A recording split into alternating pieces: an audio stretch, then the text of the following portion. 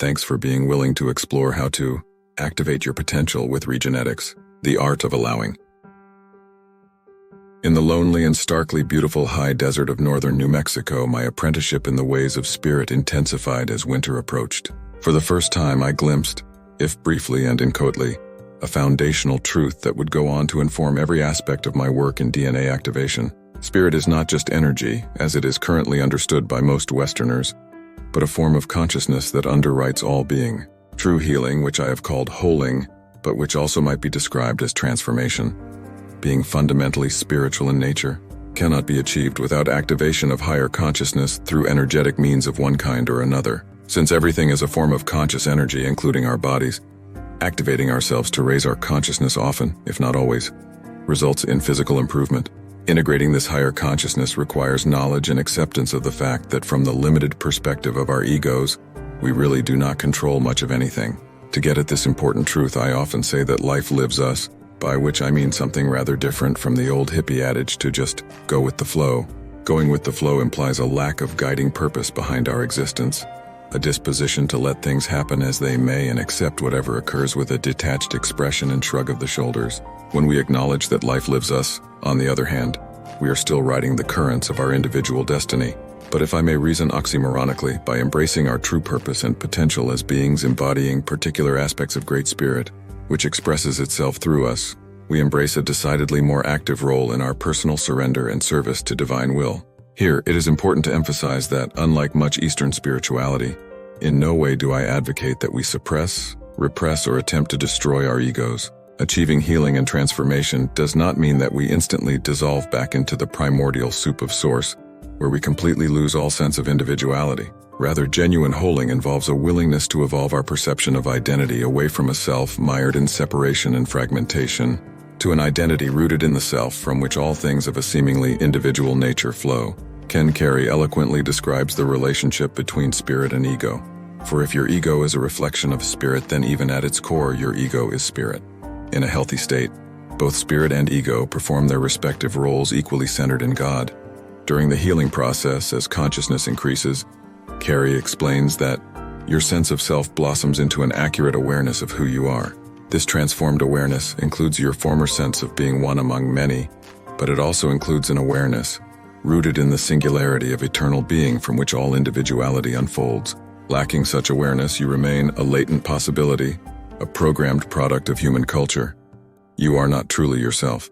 The awakening process, the shift in consciousness that is fundamental to genuine healing and transformation, can be envisioned as an evolutionary movement from victim consciousness, in which we see ourselves as separate from the world, to unity consciousness, in which we realize not just that we are part of the world, but that we are the world.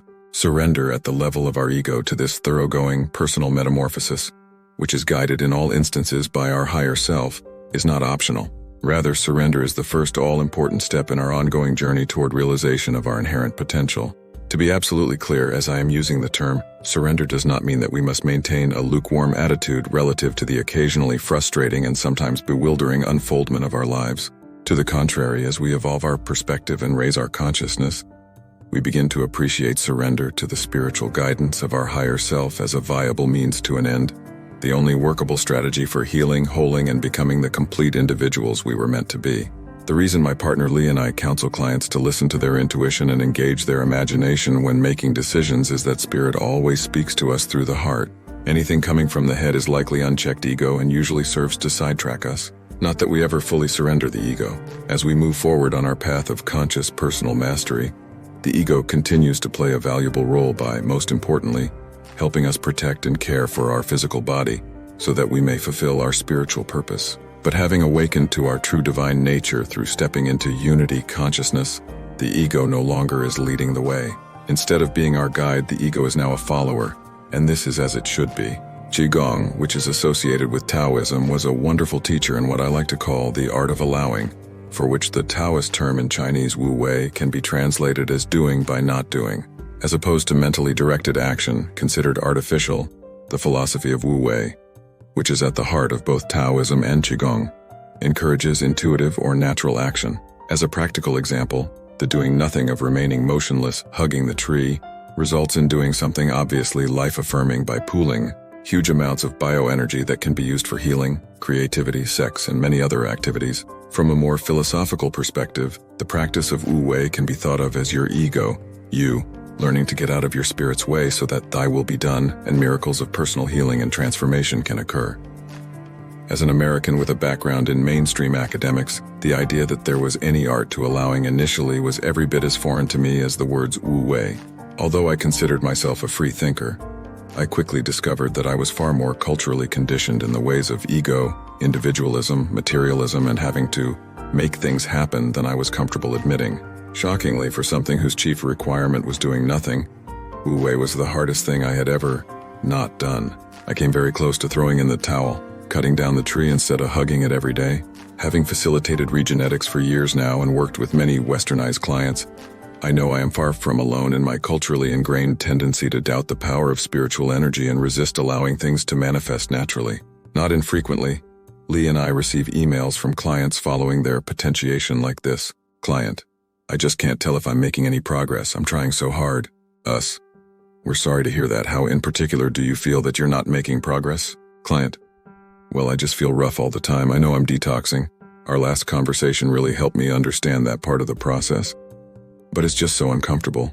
Us: it certainly can be difficult. If you don't mind our asking, are you doing any other things besides Regenetics to get well? Client: oh yeah, lots of things. Us: like what? Client: well, I'm doing ionized foot baths to draw out toxins 3 times a week. I'm also getting regular lymphatic drainage and using a zapper several hours a day for parasites. I take a lot of homeopathics and supplements, and I just started a round of colonics and a colon cleansing diet. Us: hold on, you're doing all of that in addition to having just received potentiation a few months ago. Client: yeah, what's the matter? Us: didn't you read in our materials to proceed gently with other modalities, since potentiation can be a powerful activation?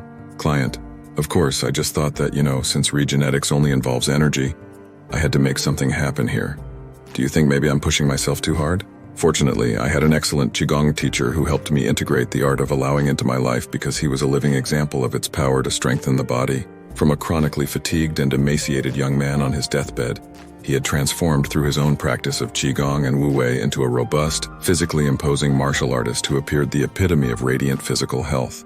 I am forever grateful to my teacher, a generous and gifted person whom I credit with helping me get back on my feet at one of the lowest points of my dark night of the soul. But as one suffering acutely from chronic fatigue myself, I observed 2 subtle behaviors on his part that made me question whether he really had cured his illness, or simply had put it into remission by building up vast Qi reserves through continuous Qigong practice. My teacher's dependence on Qigong was itself a possible sign that all was not entirely well in him. By his own admission, if he skipped hugging the tree more than a day or 2, he started to feel lousy. But even more indicative that his health probably remained compromised at a deep level was that he felt compelled to maintain a very strict diet, one nearly as severe as my own that almost completely avoided sugars and starches, which he admitted he still did not tolerate well. In retrospect, my teacher's unrelenting food sensitivities were a red flag that, despite years of Qigong practice and an ascetic lifestyle, suggested he remained damaged genetically, most likely by certain allopathic interventions. Later, as I became aware of the role such interventions play in inducing autoimmunity, and thus many allergies, by negatively programming DNA, I started to wonder if it might be possible to reprogram damaged DNA to a state of healthy functioning. I asked myself if this kind of reset might be capable of undoing sensitivities and other symptoms experienced by individuals suffering from autoimmune conditions such as chronic fatigue syndrome, fibromyalgia, multiple chemical sensitivity, and other essentially empty diagnoses.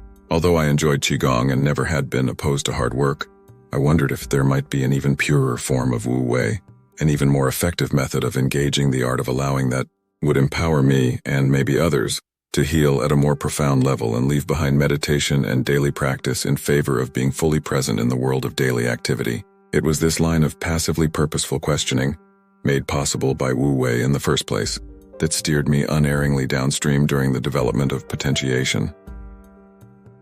Activate your potential virtually the first Sunday of each month. Watch and learn how to potentiate your own DNA.